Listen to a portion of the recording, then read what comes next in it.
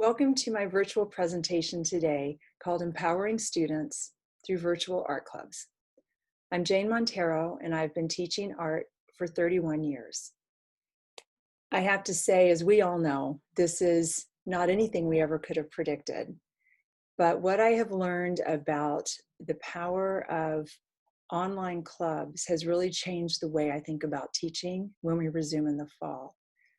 So I wanted to go through with you how it was in the beginning and why art clubs in the first place. I feel that clubs provide a sense of belonging. I teach 5th and 6th grade. That is a difficult time socially for a lot of kids. But I found that by having this safe space where kids can go, really helped build a little bit of community in my school. So many years ago, some kids came to me and they said, "Oh, Mrs. Montero, can we have an art club? Can we paint murals?" And I said, "Sure." And we painted a few, mainly after school. And then last year, some students wanted to create another mural. And they said, "Oh, we can come twice a week after school." So that's what we did. And it really had no clear end point. It ended when the mural was complete. So you can see this was our mural from 2019. And then this year, I was walking through the halls one morning in early September, and I was noticing kids with their, heads down and drawing little things. And some kids had iPads and they were drawing. And I thought, I need to do a before school club. I get to school early. A lot of kids are dropped off early. So I presented that and it was approved. And then I sent out permission slips. Homeroom teachers also shared the permission slips. And I had about 28 kids who signed up. It was Wednesday mornings from 7:15 to 7:45. These sessions were, about 8 weeks in length. And then I would take a little break. Sometimes I'd change the name of the club, and then I would start a new club. So that's how this past year went. And as you can see from this photo, pre-COVID teaching in the art room, this was a Wednesday morning. And kids would come in together with their friends, and they all loved to sketch or paint. And really whatever supplies I had open, they were able to use. So this was a time where I did not do direct instruction. Oftentimes I would talk to students one-on-one about shading or form or, how to make something look more realistic. But it was really just a time for them. I played quiet music and the kids just loved it. There wasn't a whole lot of conversation as a group. Obviously, kids sitting next to each other, they would have small conversations, but it was a really quiet time. And I actually enjoyed it a lot. I would have maybe enjoyed it more if we had actually established a bit more of a relationship. But they were very respectful. We had a great time. So creating together, right? I found that the kids who got really into the morning club wanted to come after school, and then that led to another mural, and it just kind of gained its own steam, so to speak. Originally, like I mentioned, there were about 28, 29 kids who signed up. And as the weeks went by, attendance sort of dropped off. And I ended up with a steady group, the diehards, of about 8 to 10 kids. And these are some of those who continued to come, whether it was before school or after school. Well, here we are. So on March 30th of this past year, when our school closed for what was going to be 2 weeks, and then we had a week of spring vacation, we were returning to school after that. So I really didn't think about clubs. I really didn't think about how to continue them because I assumed we'd be back in school. And as we all know, we weren't. So then I started thinking, what can I do to help these kids have a space where they can keep sharing their work, or where we can build some kind of a club, even though we can't all be together. So I sent a link out first for the sketching club. And within a day or two, I had 60 students join, 65 students another day. All of a sudden, I was up to 72 students that had joined this online sketch club for school. I didn't roll out the photography club right away because, quite honestly, I wasn't thinking about photography because I had never done that at school before. So then I questioned, what was my format going to be? How was I going to communicate? How would I provide feedback? Was there going to be a future in this club? And I went to what many of us have become lovers of, virtual classrooms. And for me, I've had so much fun creating my Bitmoji. This is one that I shared yesterday, actually, in my other presentation on virtual learning.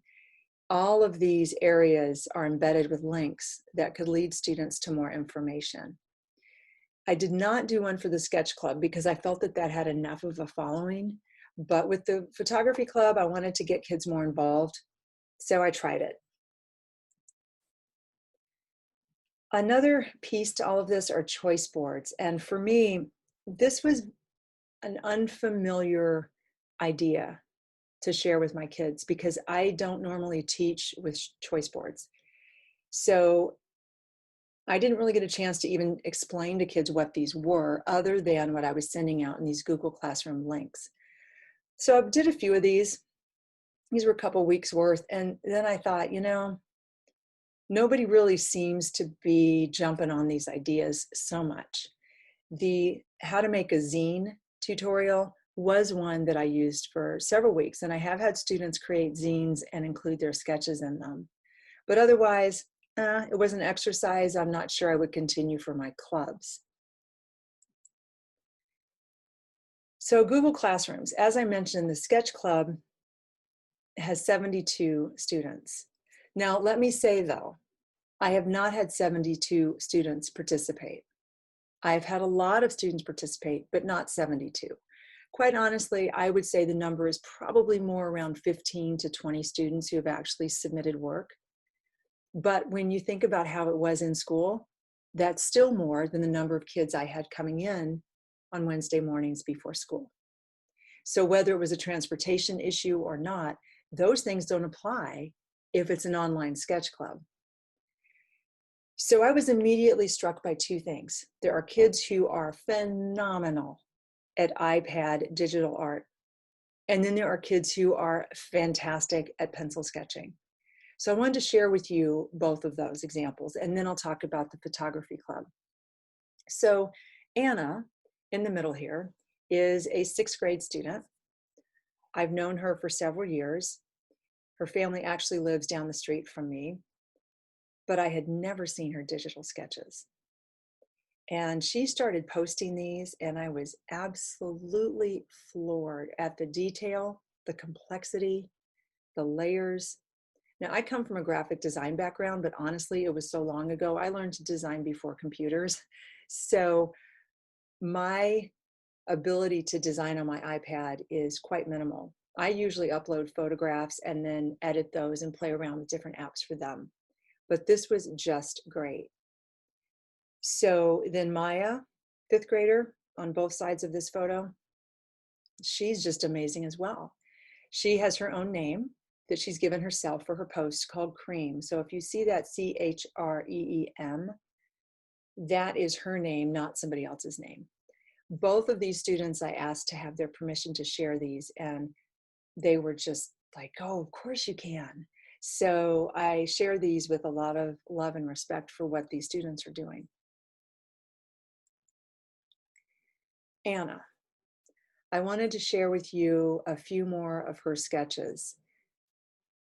I think that this really shows the power of giving kids the freedom, permission, flexibility to just draw what they want.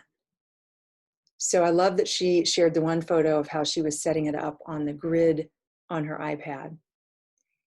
Then the other 3 with different views of these young women, the details in the hair. I just was blown away by her work.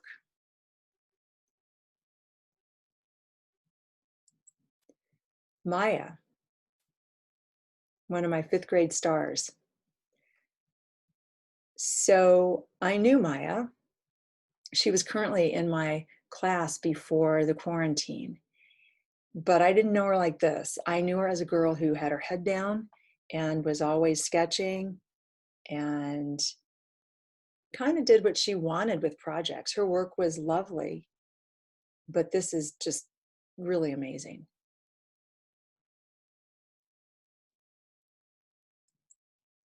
Adele.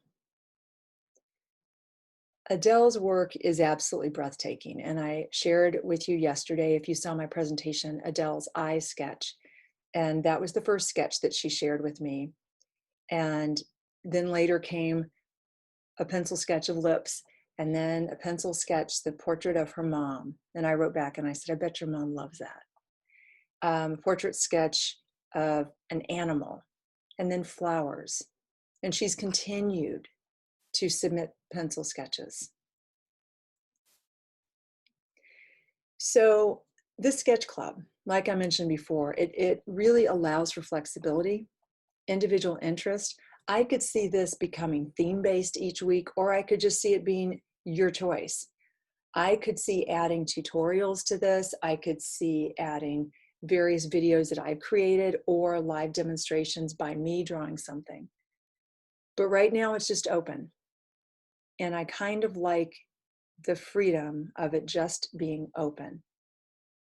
It's important that we allow our kids to have a voice. And I feel like, we're always telling them what to do. And let's just let them go for it themselves. So these are by Rose. This one at the top, the fireworks, that was texture. And this one below is an eye. Rebecca, 6th grade, her sketch with texture. Juliana in 5th grade, that was based on animals. Megan, the one in the middle, I think she just did a drawing, loved it, sent it in. And then Jordan's based on lines. So my quieter club is photography. And I call this quieter because it got started late and I only have 12 students. But these kids have just gone to town submitting their photography. One week the lesson was animals, and I probably got the most response from that. This girl Zoe and her beautiful pictures, her cat outside in the field of dandelions, that's just beautiful. And for those of you that have weather to contend with during your year, when we get to April in the Midwest, we're just joyous. So that cat shares that joy too. The bee on the flower up close, and another one of her cat down below. So proud, right? Kate, another 6th grader. She also submitted a lot on Animal Week, a bunny in the yard, a bird in a tree, the neighborhood family of deer. Amelia, another 6th grader. In fact, she was the first student to submit any work at all, and it was this cat on the bag at the door. And I just thought that was so great. The fact that she caught that moment, the fact that her cat didn't move, and the fact that she shared that with me just made me so happy to see. Her cat down below, looking up, waiting for that door to open. I think it's the door to the pantry. And then she said she had to hang over the fence edge of her neighbor's farm to get this picture of the sheep. So reflections and lessons learned. Communicate from day one. Initiate conversations by questioning. Provide frequent and positive feedback. Never discourage, always encourage. As I wrote those and thought about those, it's what we've already been doing in our classrooms. It's not that we're doing something so different, it's the way that the information is delivered is what's different, right? So I hesitated to get involved in Zoom meetings with my students because I knew that they had so many each week with their homeroom teachers. And quite honestly, I started thinking, I have 62 kids, 72 kids, a lot of kids in these clubs. I have 12 kids in photography. How will I manage that? So I left that alone for a bit.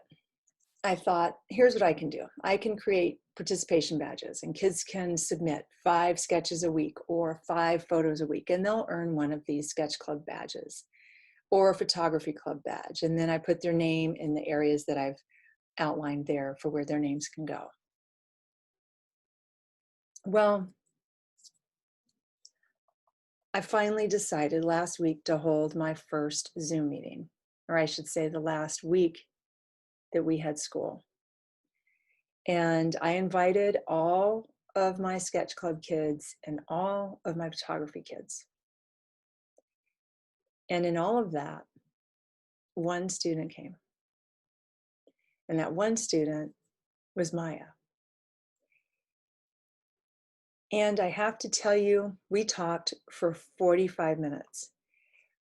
She shared with me all of her drawings on her old little iPad that she has that has a crack in it. She said, "Oh, wait, Mrs. Montero, let me go get my sketchbook and show you how I come up with my ideas." So she went through all of her sketchbook pictures, and I said, "How many sketchbooks do you have? How many have you finished?" She said, "Oh, I filled 5 of them so far." She's 11. We talked about how she came up with her ideas. We talked about how come artists get so much inspiration late at night? Because I said, "Maya, you're posting things at 2:45 in the morning or 1:30 in the morning. When are you sleeping?" And she said, "Oh, I go to sleep afterwards. And since I don't have to get up for school so early right now, I can sleep a little bit later." So that's another point to consider when we think about our current situation, right? Time. She said, "You know, my classmates always ask me, how do I get so good at drawing?" And she said, "You know what I tell them? I tell them I practice." I mean, I was blown away by her wisdom and her complexity of what she is doing by herself at home. No instruction from me. I don't know anything about what she's doing, these apps that she's using. So I guess it's time I learn, right? I took away a lot from that conversation with Maya. I took away that we can use clubs, we can use online Zoom meetings to really create some amazing relationships with students. They're not all going to be like Maya, right? But when we find those Mayas, that to me is the joy of teaching. And that is what I look forward to doing. So I don't know where this is all going to go for me. I don't know if I'm going to be continuing these completely in the fall. When we return to school, I highly doubt I'll be able to have in-school clubs. So this really may become my new way to empower students. And I just think that it has been a great silver lining throughout this whole situation. So I thank you for joining me. And I'd like to end with this Maya Angelou quote. At the end of the day, people won't remember what you said or did. They will remember how you made them feel. And I hope that I've shared information with you that gives you ideas. I hope that we can continue to just experience joy in everything that we do. These are tough times, but I think that we have the ability to create some amazing relationships out there. So thank you for joining me today.